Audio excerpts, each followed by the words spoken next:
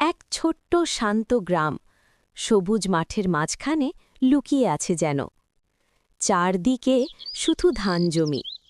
বাতাস বয়ে গেলে ধানের শীষগুলো ঢেউয়ের মতো দুলে ওঠে। সন্ধ্যা নামতে না নামতেই আকাশটা ধীরে ধীরে লালচে হয়ে আসে।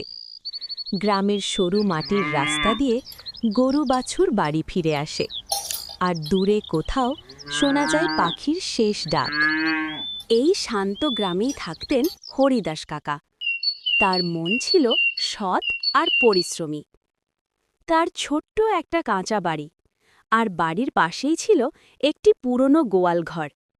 সেই গোয়ালঘরেই ছিল তার জীবনের সবচেয়ে বড় সম্পদ, দুইটি দুধেল গরু। একটির নাম গৌরী আর অন্যটির নাম কালিন্দী।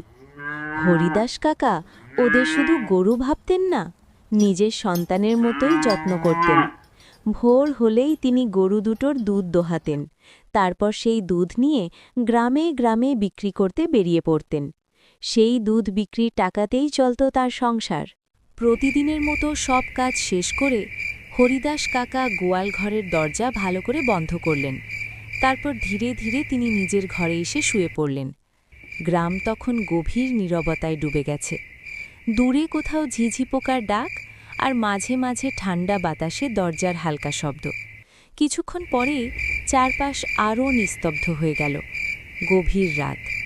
হঠাৎ একটি শব্দ। মনে হলো যেন গোয়ালঘরের দিক থেকেই শব্দটা আসছে। তিনি ধীরে ধীরে জানালার কাছে গিয়ে বাইরে তাকালেন। চারদিকে কুয়াশা, গাছপালা স্থির হয়ে দাঁড়িয়ে আছে, আর চারপাশে শুধু গভীর নীরবতা। কোথাও কাউকে দেখা গেল না। হয়তো বিড়ালের শব্দ হবে, এই ভেবে তিনি আবার দরজা বন্ধ করে শুয়ে পড়লেন। সারাদিনের ক্লান্তির কারণে তার ঘুম চলে আসে।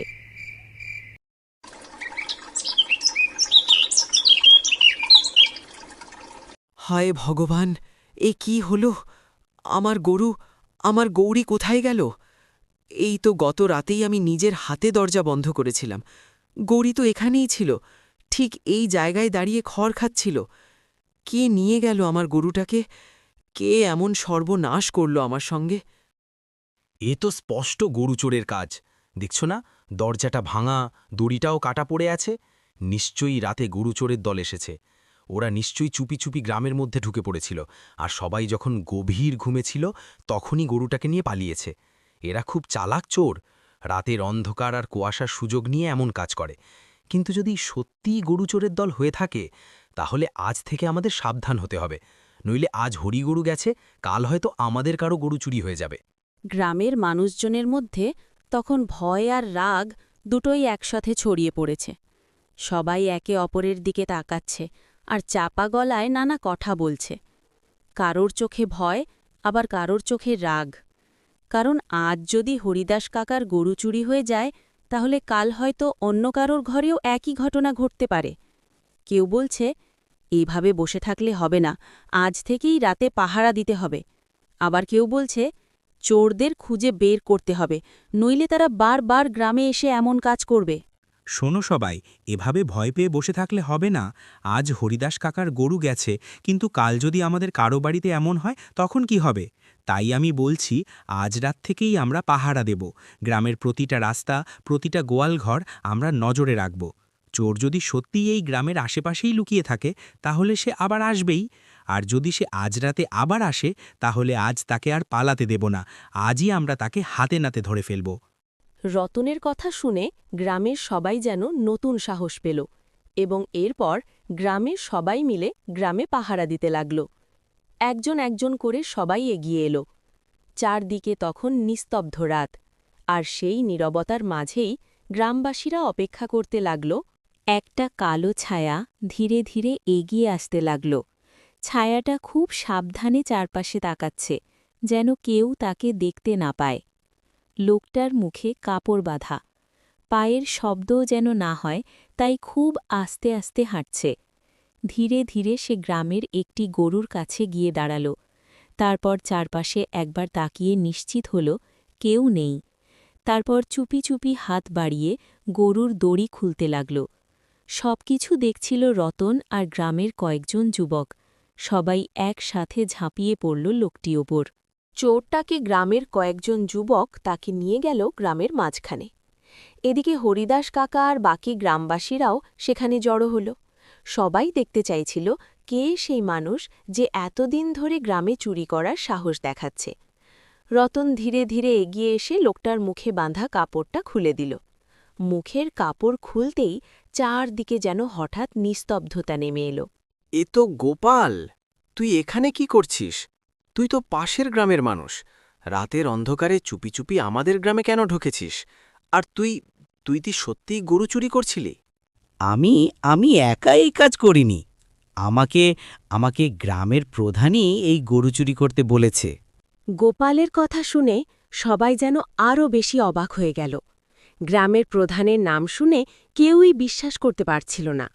তারপর তারা একটি পরিকল্পনা করল।